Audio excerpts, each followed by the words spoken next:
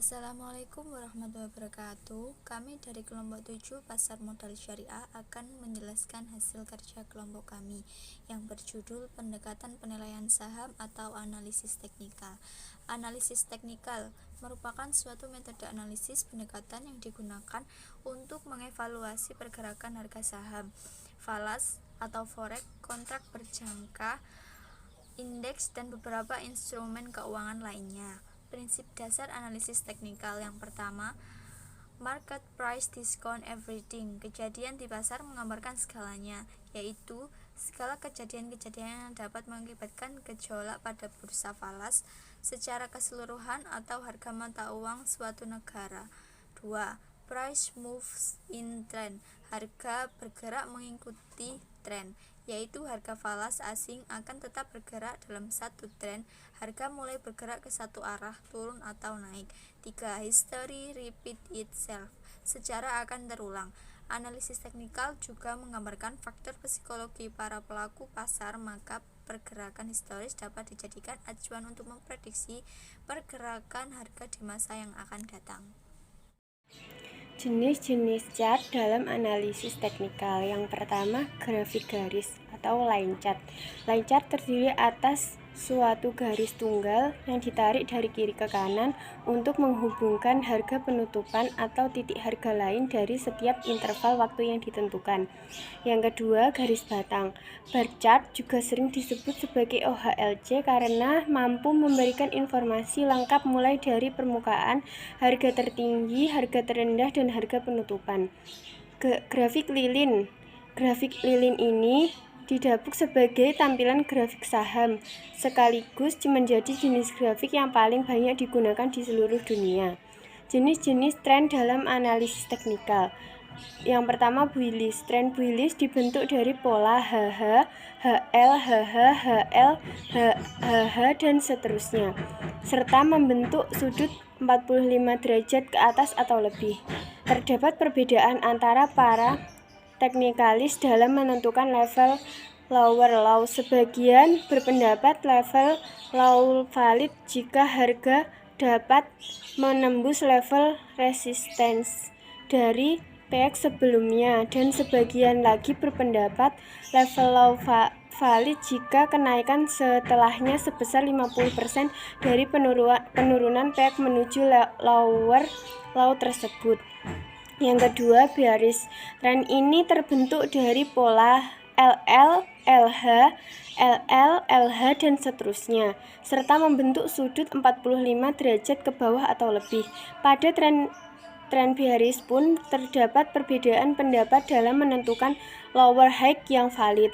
Pendapat pertama mengatakan lower high akan valid jika level support yang dibentuk dari lower low sebelumnya ditembus, sementara pendapat lain mengatakan lower high akan valid jika harga turun sebesar 50% dari kenaikan sebelumnya. Yang ketiga, sideways, dibentuk dari harga yang bergerak pada rank tertentu saja, tidak mengalami kenaikan maupun penurunan. Beberapa trader memanfaatkan fase sideways ini untuk trading jangka pendek, dan trader yang lain memilih untuk tidak masuk market pada masa fase ini dikarenakan terlalu beresiko. Menentukan tren dengan moving average. Yang pertama, bullish moving average. Yang digunakan adalah exponential moving average 20 atau EMA 20 dan exponential moving average. Harga bergerak di atas moving average dan moving average memiliki sudut kemiringan ke atas. Yang kedua, bearish moving average. Ditandai dengan pergerakan harga di bawah moving average dan arah moving average cenderung ke bawah. Konfirmasinya adalah terbentuk pola lower low, lower high. Yang ketiga, sideways moving average. Bergerak mendatar dan harga bergerak di antara moving average. Support dan resistance. Konsep dari support dan resistance merupakan dua atribut dari analisa teknikal dan umumnya digunakan oleh para pemula yang baru belajar trading. Pada dasarnya, support dan resistance digunakan untuk melihat tingkatan harga yang cenderung mengawasi sebuah pergerakan harga dari batasan-batasan yang dibuat pada arah tertentu dari sebuah tren. teknik support dan resistance dapat memprediksi gangguan tren konsisten dengan studi lain tentang kegunaan aturan perdagangan teknis ketika diterapkan di mata uang. Dalam penggunaan dapat digabungkan dengan signal-signal yang dihasilkan dari candlestick formation.